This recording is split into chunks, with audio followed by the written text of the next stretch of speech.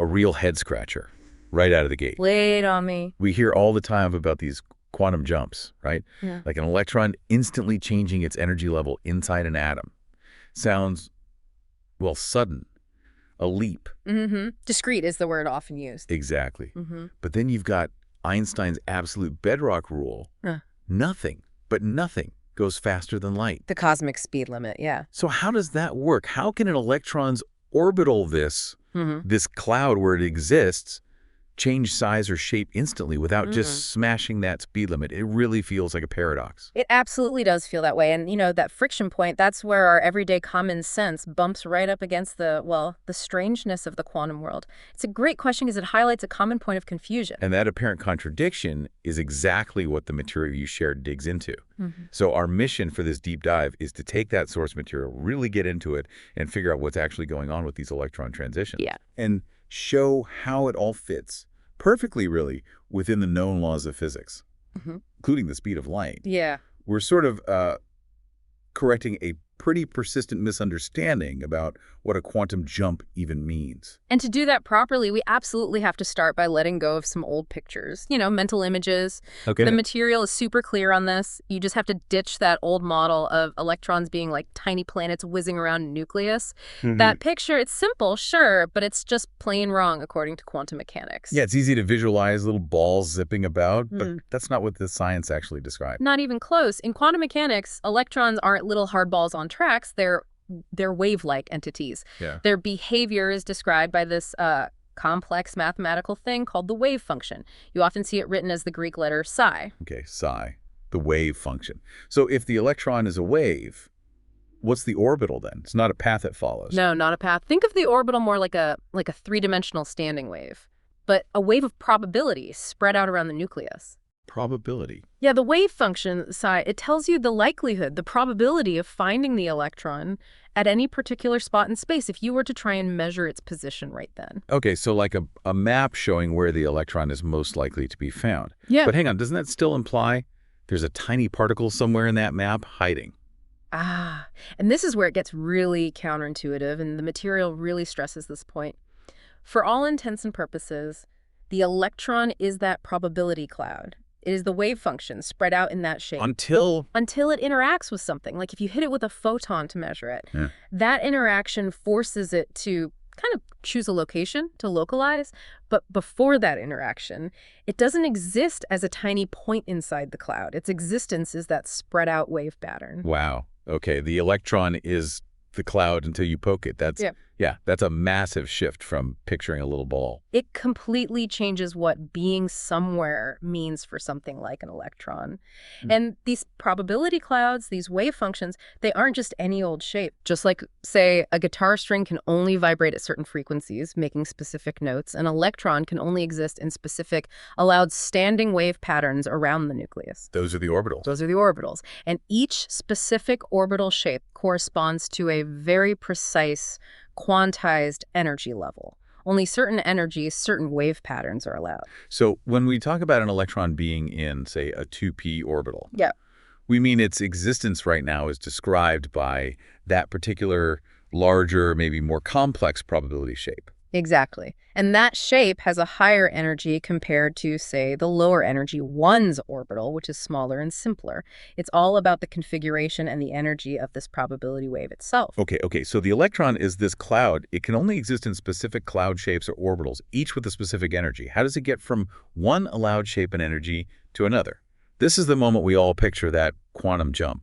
But the source material flat out says that idea, the instantaneous leap idea, is actually a misconception. Is that right? It is indeed. And that's a really key correction that the research highlights. The transition is not instantaneous. It's actually a continuous process. It takes time. Continuous. But how can a jump be continuous? The word itself just sounds instant. Yeah, the language is definitely confusing. It's kind of a historical hangover from the early days of quantum theory. But what the material, based on modern understanding and experiments, shows is this. When an electron transitions, say, from a high-energy state to a lower one, its wave function doesn't just blink out of existence in the high-energy shape and instantly reappear in the low-energy shape. So what does it do? It enters something called a transient superposition of the two states. That means, For a very brief time, its description is actually a sort of blend, a mix of both the starting and ending configurations. Like it's morphing. Exactly like it's morphing. Its wave-like shape smoothly and continuously evolves. It changes from the initial high-energy configuration into the final low-energy one. It's a transformation, definitely not a teleportation. A morph, not a jump. Got it. And you said it takes time. Is there evidence for that? Oh, absolutely. The evidence discussed in the material is quite strong. This morphing process has a finite, measurable duration. Finite. But I'm guessing we're talking incredibly fast, like blink and you miss it fast. Faster than that, way faster. The time scales mentioned in the research are typically down around nanoseconds. That's a billionth of a second. Wow. Or even, get this, attoseconds. That's a billionth of a second. Mind-bogglingly short times. Attoseconds. That's hard to even comprehend. It is. But the crucial point is, it's not zero. It takes some amount of time, however tiny. And the material mentioned that recent experiments have actually managed to track this, to watch the wave function change over these attosecond timescales. Yes, that's some cutting-edge stuff. They've essentially been able to take snapshots during the transition, confirming experimentally its continuous evolution. It's direct proof against the old instantaneous idea. So, to recap that bit, the electron's entire probability form, the whole cloud, transforms continuously, smoothly, over an incredibly short but finite period. It's not zipping from point A to point B. The cloud itself reshapes. You've got it. The whole form transforms. Yep. Now, we know that when an electron does this morphing into a lower energy state, a photon pops out, right? Light is emitted. Correct. Energy has to be conserved. Is that photon emission like a separate thing? Does the cloud finish morphing and then the photon appears? No, and that's another really crucial insight from the material we looked at. They aren't two separate events happening one after the other. The change in the orbital shape and the emission of the photon are described as two sides of the same coin. They are inextricably linked aspects of a single unified quantum process. Unified. How does changing a cloud shape and spitting out a particle become the same thing? That sounds tricky. Well, think about why it happens. An electron sitting in an excited, higher energy orbital isn't perfectly stable. It's always sort of interacting with the background. In the background. The quantum electromagnetic field. It pervades all of space. And the research explains that even in supposedly empty space, this field has tiny random fluctuations, sometimes called vacuum fluctuations, little unpredictable ripples of energy. Okay, like a simmering pot even when it's not boiling? Sort of, yeah. And these tiny fluctuations can nudge or perturb the electron's wave function. That perturbation can be enough to trigger the decay, the transition, down to a more stable, lower energy state. And energy conservation still holds. Absolutely. Physics demands it. The electron can't just settle into a lower energy level without getting rid of the difference in energy.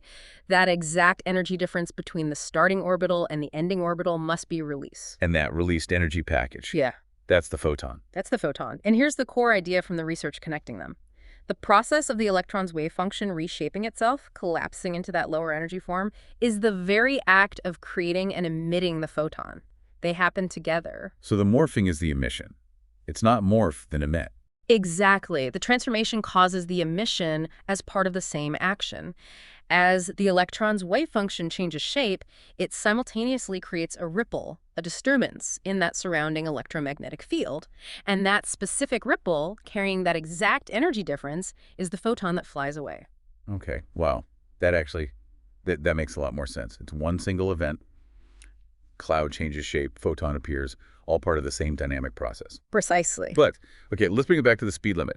How does that process, this morphing cloud and simultaneous photon birth happening in the space around the nucleus? Okay. How does that fit with the rule that nothing travels faster than light? Right back to the original puzzle. And the material gives a clear resolution. The key is remembering that the transition process itself, the wave function, morphing, and photon creation, it all happens locally, right there at the atom. Local, okay. And it happens over that very short but finite time we talked about, nanoseconds to attoseconds. It's not like some change is happening instantaneously across a huge distance. The action is confined. So the transformation itself is contained in that tiny region around the nucleus, and it takes that tiny bit of time. Exactly. Now, what travels at the speed of light, Themi, it's the result of that process being completed. The moment the electron's wave function has finished morphing and settled into the lower energy state, the photon carrying the released energy is fully formed. That photon then propagates away from the atom at speed c. Ah, so the photon carries the news, Yeah. basically. The photon is the messenger saying, hey, the transition just finished. That's a great way to put it. The research clarifies that no physical effect, no knowledge that the orbital has changed shape, can travel any faster than that emitted photon. If you're an observer far away, you won't know the transition happened until that photon, traveling at speed c, reaches your detector. Okay, so the initial confusion, the feeling of paradox, it comes from maybe just thinking about the start state, high energy orbital, and the end state, low energy orbital. Those states are distinct, quantized. So going from A to B feels like an instant switch. That's exactly it. You're mistaking the description of the distinct beginning and end states for the physical process of getting between them. Which isn't instant. Right. The underlying physical mechanism, the electron interacting with the field, the wave function continuously evolving, that all unfolds in time and space perfectly consistently with the speed of light limit. Nothing breaks the rule because the change itself takes time, however short, and the signal that the change is complete travels at speed c via the photon. Okay, let's try and pull this all together then, based on the material we've covered. First, electrons and atoms aren't little planets. They exist as these three-dimensional probability clouds, described by wave functions. Check. The electron effectively is the cloud. Second, those quantum jumps we hear about, not instant leaps. They're actually incredibly rapid, but continuous transformations, morphs of that probability cloud shape. Right. Happening over maybe attoseconds or nanoseconds, finite time. Third, the change in the electron's cloud shape and the emission of a photon aren't separate events. They're two parts of one single unified quantum process. The morphing is the emission. Unified, exactly. Driven by interaction with the quantum electromagnetic field. And finally, and crucially for our starting question, this whole event respects the speed of light. The transformation happens locally, takes a tiny bit of time, and the news that it's finished travels outwards via the emitted photon at speed c. No violation. Precisely. The apparent instantaneousness is just an illusion. It comes from focusing only on the quantized start and end points and the sheer speed of the process, not the continuous journey between them.